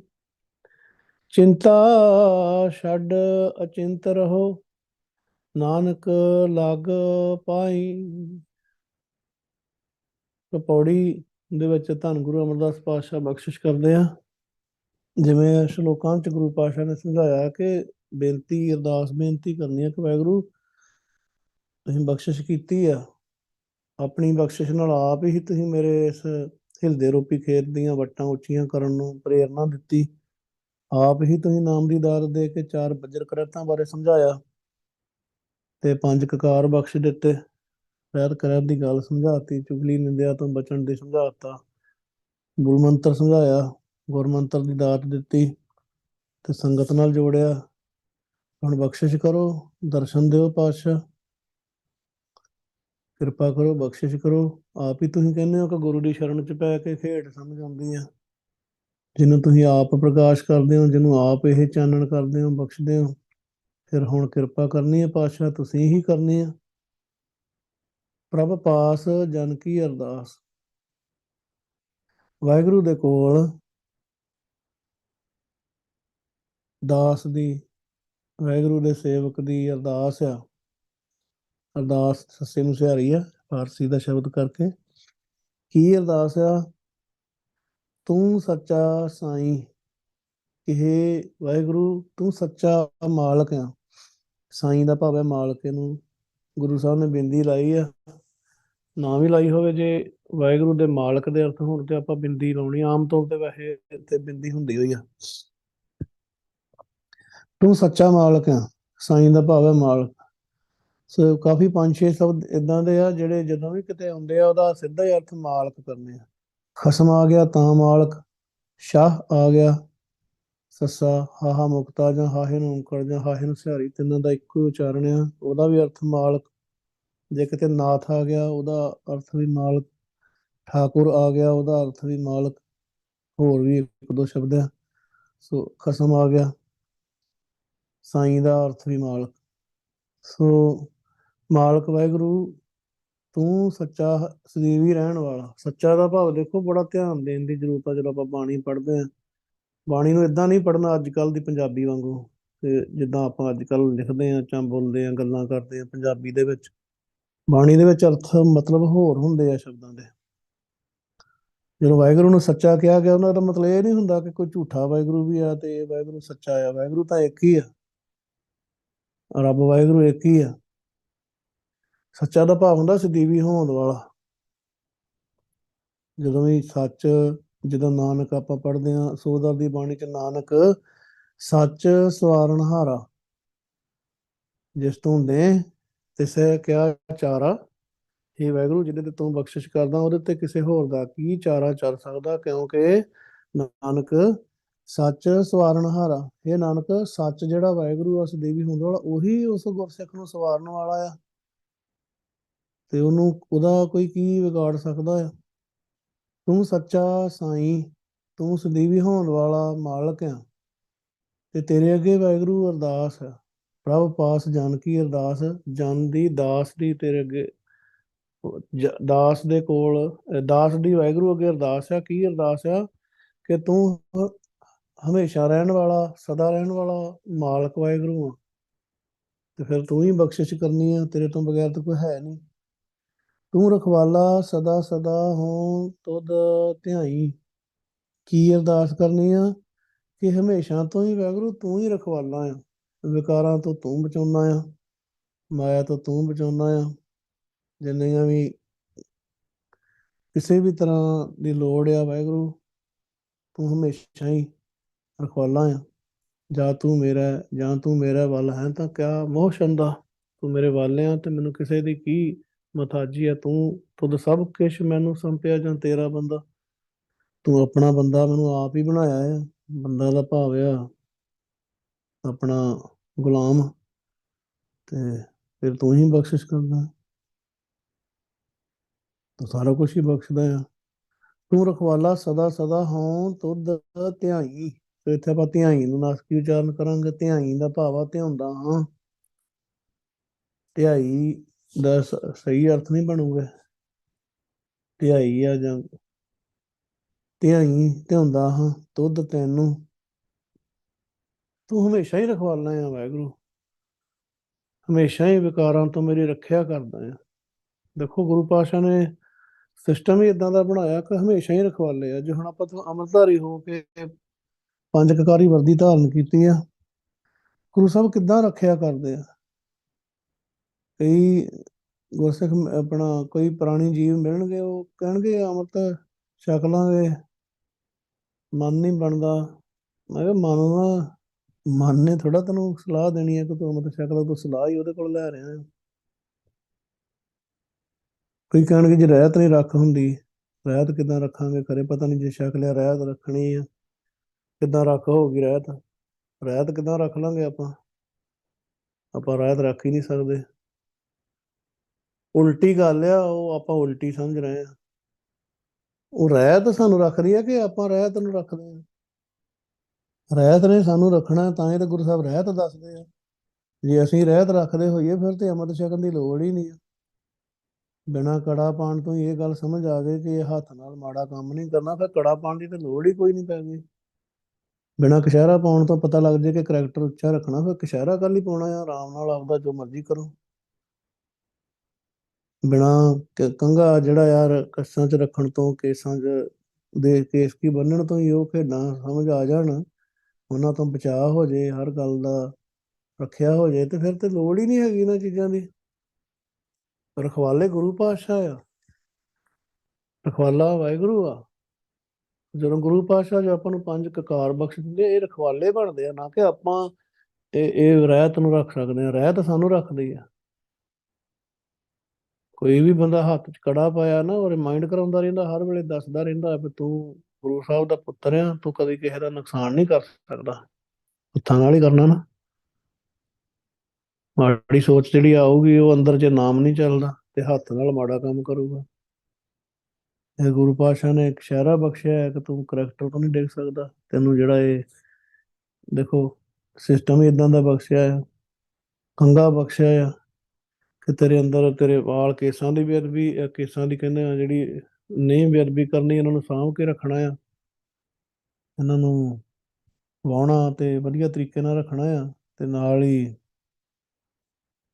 ਜਿਹੜੇ ਤੇਰੇ ਅੰਦਰ ਖਿਆਲ ਗਲਤ ਆ, ਉਹਨਾਂ ਨੂੰ ਵੀ ਵਾਹਿਗੁਰੂ ਨੇ ਬਾਣੀ ਦਾ ਕੰਘਾ ਦਿੱਤਾ ਆ। ਤੇ ਸਿਰ ਦੇ ਉੱਤੇ ਕੇਸ ਕੀ ਬੰਨਣੀ ਆ, ਇੱਕ ਕਕਾਰ ਇਹ ਆ ਕੇਸਾਂ 'ਚ ਘੱਟਾ ਮਿੱਟੀ ਨਾ ਪਵੇ, ਨੰਗੇ ਨਹੀਂ ਰੱਖ ਸਕਦੇ। ਦਸਮ ਦਵਾਰ 'ਚ ਉੱਥੇ ਵਾਹਿਗੁਰੂ ਰਹਿੰਦਾ ਆ। ਇੱਕ ਕਿਰਪਾਨ ਆ, ਇਹ ਵੀ ਰੱਖਿਆ ਕਰਦੀ ਆ। ਵਾਹਿਗੁਰੂ ਹਮੇਸ਼ਾ ਹੀ, ਵਾਹਿਗੁਰੂ ਦੀ ਹਰ ਇੱਕ ਇੱਕ ਚੀਜ਼ ਰੱਖਿਆ ਕਰਦੀ ਹੈ। ਤੂੰ ਰਖਵਾਲਾ ਸਦਾ ਸਦਾ ਹੋਂ ਤੁਧ ਧਿਆਈ। ਵਾਹਿਗੁਰੂ ਮੈਂ ਤੇਰਾ ਸਿਮਰਨ ਕਰਦਾ ਆ। ਧਿਆਈ ਦਾ ਭਾਵ ਆ ਧਿਆਨ ਟਿਕਾਉਣਾ, ਧਿਆਉਣਾ ਆ ਤੈਨੂੰ, ਕਿਉਂਕਿ ਤੂੰ ਹਮੇਸ਼ਾ ਹੀ ਰਖਵਾਲਾ ਆ। ਰੱਖੇ ਰੱਖਣਹਾਰ ਆਪ ਅਵਾਰਿਆਨ, ਆਪ ਹੀ ਬਚਾ ਲੈਣਾ ਰੱਖਣਹਾਰ ਵਾਹਿਗੁਰੂ ਤੂੰ। ਜੀ ਜੰਤ ਸਭ ਤੇਰਿਆ ਤੂੰ ਰਹਿਆ ਸਮਾਈ। ਰਹਿਆ ਨੂੰ ਆਪਾਂ ਆਮ ਤੋਂ ਰਿਹਾ ਹੀ ਕਵਾਂਗੇ। ਉਹ ਮਾਤਰਾ ਤੇ ਸ਼ਬਦ ਹੀ ਖਤਮ ਕਰ ਦਿੰਦੇ ਆ, ਮਾਤਰਾ ਰੱਖ ਲੈਂਦੇ ਆ, ਹਾਹਾ ਵਿੱਚੋਂ ਚੱਕ ਦਿੰਦੇ ਆ। ਉਹ ਗਲਤ ਪ੍ਰਵਿਰਤੀ ਆ, ਗਲਤ ਉਚਾਰਨ ਆ। ਬਾਣੀ ਨਾ ਸਿੱਖਣ ਦੀ ਪ੍ਰਵਿਰਤੀ ਵੀ ਵਧੀਆ ਪ੍ਰਵਿਰਤੀ ਨਹੀਂ ਹੈਗੀ। ਤੇ ਉਚਾਰਨ ਗਲਤ ਆ। ਰਿਹਾ, ਤੂੰ ਰਿਹਾ ਸਮਾਈ, ਰਹਿਆ ਰਹਿਆ ਰਹਿਆ। ਜੀ ਜੰਤ ਸਭ ਤੇਰਿਆ ਤੂੰ ਰਹਿਆ ਸਮਾਈ। हे वाਹਿਗੁਰੂ ਜੀਵ ਜੰਤ ਜਿੰਨੇ ਵੀ ਪੈਦਾ ਕੀਤੇ ਸਾਰੇ ਤੇਰੇ ਆ ਦਾ ਭਾਵ ਤੇਰੇ ਆ, ਤੇਰੇ ਹਨ। ਤੇ ਇਹਨਾਂ ਦੇ ਵਿੱਚ ਤੂੰ ਸਮਾਇਆ ਹੋਇਆ ਆ। ਹਰੇਕ ਜੀਵ ਦੇ ਵਿੱਚ ਜੋਤ ਰੂਪ ਹੋ ਕੇ ਸਭ ਮੈਂ ਜੋਤ, ਜੋਤ ਹੈ ਸੋਈ ਤਿਸਦਾ ਚਾਨਣ ਸਭ ਮੈਂ ਚਾਨਣ ਹੋਈ। ਜੋਤ ਹੈ ਸੋਈ, ਜੋਤ ਰੂਪ ਦੇ ਵਿੱਚ ਵਾਹਿਗੁਰੂ ਤੂੰ ਇਹਨਾਂ ਦੇ ਵਿੱਚ ਆਪ ਹੀ ਸਮਾਇਆ ਹੋਇਆ ਆ। ਸਾਰੇ ਜੀਵਾਂ ਦੇ ਵਿੱਚ ਕੋਈ ਵੀ ਤੇਰੇ ਤੋਂ ਬਾਹਰਾ ਨਹੀਂ ਹੈਗਾ। ਤੇ ਇਹ ਚੀਜ਼ ਗੁਰਸਿੱਖ ਨੂੰ ਗੁਰੂ ਪਾਤਸ਼ਾਹ ਸਮਝਾ ਦਿੰਦੇ ਆ। ਅਰਦਾਸ ਬੇਨਤੀ ਵੀ ਕਰਦਾ ਹੈ, ਨਾਲ ਵਾਹਿਗੁਰੂ ਦੀਆਂ ਵਡਿਆਈਆਂ ਕਰ ਰਿਹਾ। ਜੋ ਦਾਸ ਤੇਰੇ ਕੀ ਨਿੰਦਾ ਕਰੇ ਤਿਸ ਮਾਰ ਪਚਾਈ। ਤੇ ਜਿਹੜਾ ਵੀ ਮਨੁੱਖ ਤੇਰੇ ਦਾਸ ਦੀ, ਤੇਰੀ ਭਗਤੀ ਕਰਨ ਵਾਲੇ ਦੀ ਨਿੰਦਾ ਕਰਦਾ ਆ, ਨਿੰਦਾ ਕਰੇ, ਸੋ ਇਹਨੂੰ ਆਪਾਂ ਇੱਕ ਵਚਨ ਹੀ ਲੈਣਾ, ਕਰੇ, ਕਰਦਾ ਹੈ। ਜੋ ਦਾਸ ਤੇਰੇ ਕੀ ਨਿੰਦਾ ਕਰੇ ਤਿਸ, ਕਿਉਂਕਿ ਤਿਸ ਦੇ ਵੀ ਸੱਸੇ ਨੂੰ ਕੜਿਆ ਵੀ ਇੱਕ ਵਚਨ ਦਾ ਪੜਨਾਮ ਬਣ ਰਿਹਾ ਕਿ ਉਸ ਨੂੰ ਮਾਰ ਪਚਾਈ, ਮਾਰ ਕਿਰਿਆ ਵਿਸ਼ੇਸ਼ਣ ਆ, ਉਹਨੂੰ ਮਾਰ ਕੇ ਪਚਾਈ, ਪਚਾ ਦਿੰਦਾ ਹੈ, ਭਾਵ ਕੇ ਖੁਆਰ ਕਰ ਦਿੰਦਾ ਹੈ, ਮਾਰ ਕੇ ਆਤਮਕ ਮੌਤੇ ਮਾਰ ਕੇ। ਜੋ ਦਾਸ ਤੇਰੇ ਕੀ ਨਿੰਦਾ ਕਰੇ, ਤੇਰੇ ਦਾਸ ਦੀ, ਤੇਰੇ ਭਗਤੀ ਕਰਨ ਵਾਲੇ ਜਨ ਦੀ, ਤੇਰੇ ਸੇਵਕ ਦੀ ਜਿਹੜਾ ਨਿੰਦਾ ਕਰਦਾ ਆ। ਦੇਖੋ ਜਿਹੜਾ ਗੁਰਸਿੱਖ ਆ, ਅਸਲੀ ਗੁਰਸਿੱਖ ਜਿਹੜਾ ਭਗਤੀ ਵਾਲਾ, ਸਿਮਰਨ ਵਾਲਾ, ਜਿਹੜਾ ਸਵਾਸ ਸਵਾਸ ਸਿਮਰਨ ਆ, ਬਾਣੀ ਦੀ ਵਿਚਾਰ ਆ, ਤੇ ਗੁਰੂ ਸਾਹਿਬ ਕੋਲ ਨਾਮ ਦੀ ਦਾਤ ਲੈ ਕੇ ਭਗਤੀ ਕਰ ਰਿਹਾ, ਉਹ ਤਾਂ ਕਦੀ ਮਾੜਾ ਕਰਦਾ ਹੀ ਨਹੀਂ ਕਿਸੇ ਦਾ। ਨਾ ਮਾੜਾ ਕਿਸੇ ਦਾ ਕਰੇ ਤੇ ਨਾ ਮਾੜਾ ਕਿਸੇ ਦਾ ਸੋਚੇ। ਹਰ ਤਰੀਕੇ ਦੇ ਨਾਲ ਉਹ ਸੇਵਾ ਹੀ ਕਰਦਾ ਆ। ਤੇ ਪਰ ਖੇੜੀ ਵਾਹਿਗੁਰੂ ਨੇ ਦੇਖੋ ਕਿੱਦਾਂ ਦੀ ਬਣਾਈ ਹੈ। ਕਿਸੇ ਗੁਰਸਿੱਖ ਦਾ ਵੀਡੀਓ ਬਣਾਈ ਸੀਗੀ, ਉਹ ਪਾਈ ਸੀ ਨੈਟ ਦੇ ਉੱਤੇ, ਤੇ ਬੜਾ ਪਿਆਰ ਆ ਉਹਨਾਂ ਦਾ। ਪਰ ਉਹ ਨਿੰਦਾ ਕਰ ਰਹੇ ਸੀ ਲੋਕ, ਥੱਲੇ ਦੇਖਿਆ ਕਮੈਂਟ, ਨਿੰਦਾ, ਕਿਉਂਕਿ ਅਕਲ ਹੀ ਨਹੀਂ ਹੈਗੀ। ਨਿੰਦਕ ਬੰਦਾ ਜਿਹੜਾ ਹੁੰਦਾ ਉਹਨੂੰ ਅਕਲ ਨਹੀਂ ਹੁੰਦੀ ਜਰਾ ਜਿੰਨੀ ਵੀ। ਸਿਆਣਾ ਬਹੁਤ ਸਮਝਦਾ ਪਰ ਉਹਨੂੰ ਅਕਲ ਹੀ ਨਹੀਂ ਹੁੰਦੀ। ਉਹਦਾ ਧਿਆਨ ਦੂਜਿਆਂ ਤੇ ਹੁੰਦਾ ਆ, ਖਾਸ ਤੌਰ ਤੇ ਜਿਹੜੇ ਕਿਸੇ ਨੂੰ ਕੁਝ ਕਹਿੰਦੇ ਨਹੀਂ, ਭਗਤੀ ਕਰਦੇ, ਉਹਨਾਂ ਦੀ ਨਿੰਦਾ ਬਹੁਤ ਹੁੰਦੀ ਆ। ਭਗਤ ਕਬੀਰ ਜੀ ਵਰਗੇ ਦੇਖੋ ਗੁਰਸਿੱਖ ਜਿਹੜੇ ਕਹੇ ਖੱਡੀ ਬੁਣਦੇ ਆ, ਆਪ ਦਾ ਵਾਹਿਗੁਰੂ ਜਪਦੇ ਆ, ਨਾ ਕਿਸੇ ਨੂੰ ਚੰਗੀ ਨਾ ਮਾੜੀ। ਉਹਨਾਂ ਦੀ ਬਾਣੀ ਪੜ੍ਹ ਕੇ ਦੇਖੋ ਕਿੱਦਾਂ ਨਿੰਦਾ ਕੀਤੀ ਆ ਉਹਨਾਂ ਦੀ। ਇਹਨਾਂ ਨੇ ਜਿਹੜੇ ਲੋਕ ਸਮਝਦੇ ਆ ਕਿ ਅਸੀਂ ਚੌਧਰੀ ਆ ਤੇ ਲੋਕਾਂ ਨੂੰ ਰੱਬ ਦੀ ਗੱਲ ਸਮਝਾ ਰਿਹਾ, ਤੇ ਕਿਤੇ ਸਾਡੇ ਹੱਥੋਂ ਅੱਜ ਵੀ ਐਂ ਹੀ ਹੁੰਦਾ ਆ। ਅੱਜ ਵੀ ਇਦਾਂ ਹੀ ਚੱਲਦਾ ਆ। ਤੁਸੀਂ ਰੱਬ ਦੀ ਗੱਲ ਕਰਦੇ ਆ ਤੇ ਨਿੰਦਕ ਜਿਹੜੇ ਆ, ਕਿਉਂਕਿ ਗੁਰਸਿੱਖ ਦੇ ਅੰਦਰ ਕਿਸੇ ਕੋਈ ਵਿਕਾਰ ਨਹੀਂ ਹੁੰਦੇ। ਖਾਸ ਤੌਰ ਤੇ ਕੋਈ ਲਾਲਚ ਨਹੀਂ ਹੁੰਦਾ ਕਿਸੇ ਵੀ ਚੀਜ਼ ਦਾ, ਵਾਹਿਗੁਰੂ ਨਾਲ ਹੀ ਪਿਆਰ ਹੁੰਦਾ ਆ। ਪਰ ਜਿਹੜੇ ਨਿੰਦਕ ਹੁੰਦੇ ਆ, ਆਮ ਤੌਰ ਤੇ ਉਹਨਾਂ ਦੇ ਵਿੱਚ ਵਿਕਾਰ ਬਹੁਤ ਹੁੰਦੇ ਆ। ਖਾਸ ਤੌਰ ਤੇ ਜਿਹੜਾ ਲੋਭ ਦਾ ਵਿਕਾਰ ਆ ਨਾ, ਉਹ ਕਿਸੇ ਲੋਭ ਕਰਕੇ, ਕਿਉਂਕਿ ਉਹਨਾਂ ਨੂੰ ਲੱਗਦਾ ਕਿ ਸ਼ਾਇਦ ਵੀ ਇਹ ਬੰਦਾ ਜਿਹੜਾ ਆ, ਇਹਦਾ ਕਰਕੇ ਕਿਤੇ ਮੇਰਾ ਜਿਹੜਾ ਚੱਲ ਰਿਹਾ ਕਾਰੋਬਾਰ ਘਟ ਨਾ ਜਾਵੇ, ਖਤਮ ਨਾ ਹੋ ਜਾਏ। ਇਹ ਤਾਂ ਲੋਕਾਂ ਨੂੰ ਸੁਚੇਤ ਕਰ ਰਿਹਾ, ਰੱਬ ਨਾਲ ਜੋੜ ਰਿਹਾ, ਤੇ ਮੈਂ ਤਾਂ ਰੋਜੀ ਰੋਟੀ ਚਲਾ ਰਿਹਾ ਸੀ ਇਹ ਤੋਂ। ਫਿਰ ਐਂ ਹੀ ਕਰਦਾ ਆ, ਫਿਰ ਬਸ ਬਹੁਤ ਖੁਆਰੀ ਹੁੰਦੀ ਆ ਉਹਦੀ। ਭਾਸ਼ਾ ਕਹਿੰਦੇ ਆ, ਮਨਮੁਖ ਨਿੰਦਾ ਕਰ ਕਰ ਵਿਗੁਤਾ, ਅੰਤਰ ਲੋਭ ਭੌਂਕੈ ਜਿਸ ਕੁੱਤਾ। ਜਮ ਕਾਲ ਤਿਸ ਕਦੇ ਨਾ ਛੋਡੇ, ਅੰਤ ਗਿਆ ਪਛਤਾਈ ਹੈ।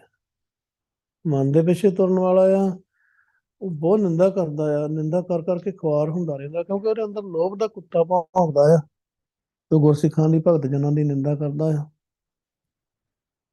ਤੇ ਜਮਦੂਤ ਨਹੀਂ ਛੱਡਦਾ ਉਹਨੂੰ ਕਦੇ ਵੀ, ਬਹੁਤ ਖੁਆਰ ਕਰਦਾ।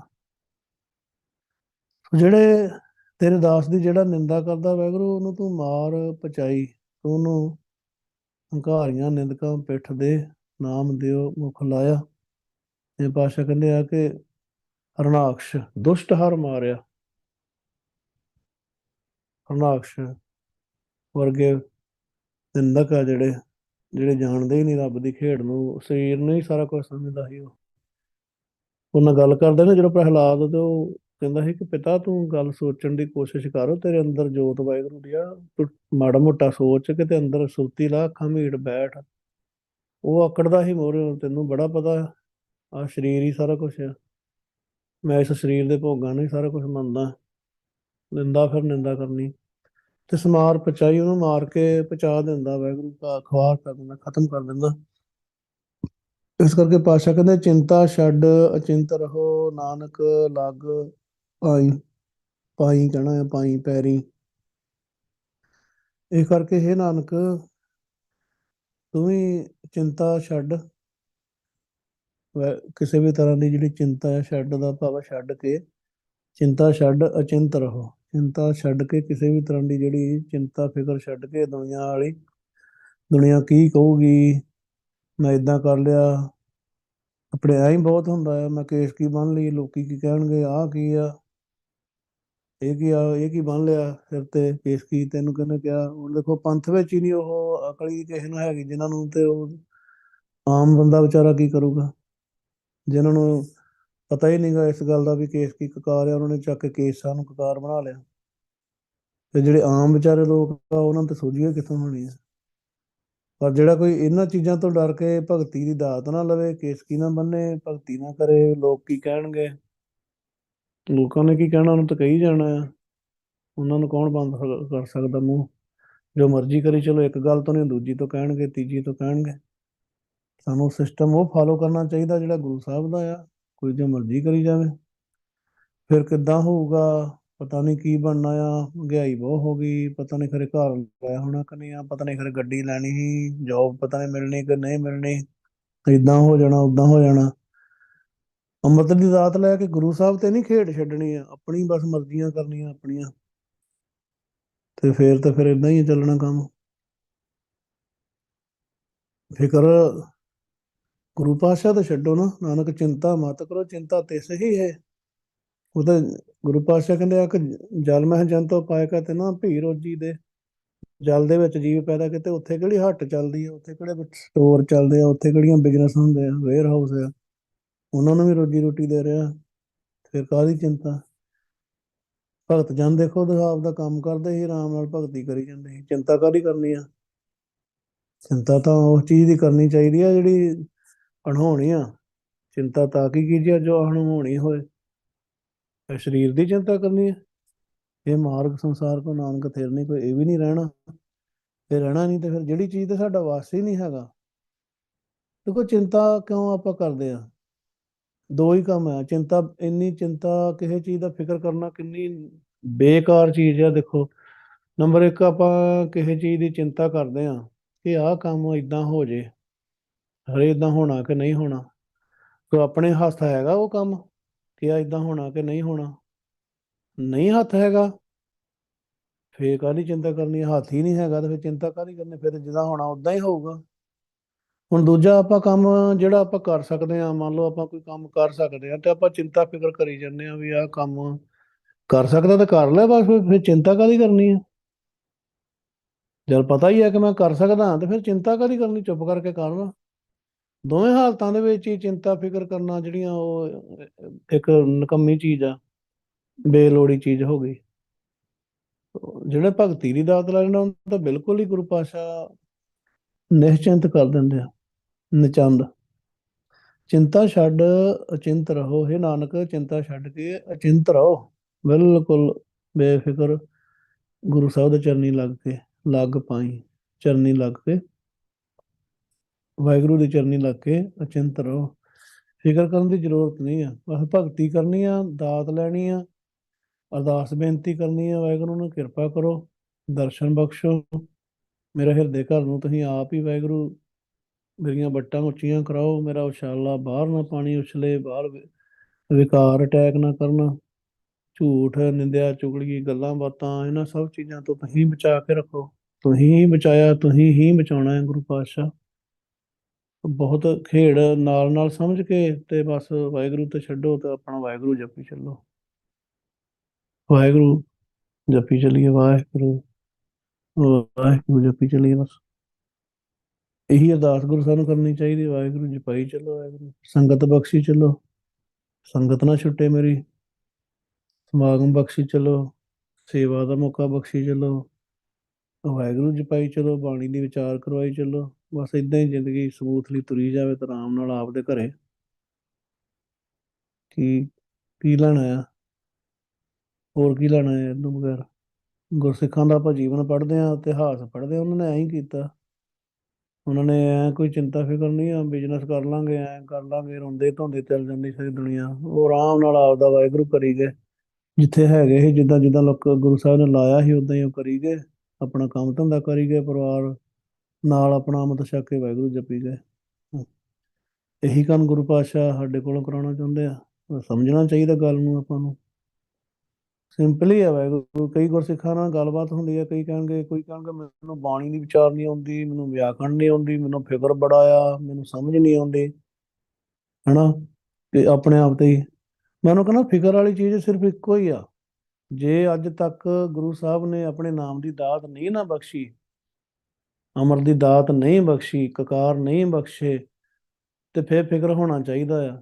ਇੰਨੀ ਜ਼ਿੰਦਗੀ ਲੰਘ ਗਈ ਆ, ਹਜੇ ਤੱਕ ਮੈਨੂੰ ਆਪਣਾ ਪੁੱਤਰ ਹੀ ਨਹੀਂ ਬਣਾ ਰਹੇ ਗੁਰੂ ਪਾਤਸ਼ਾਹ।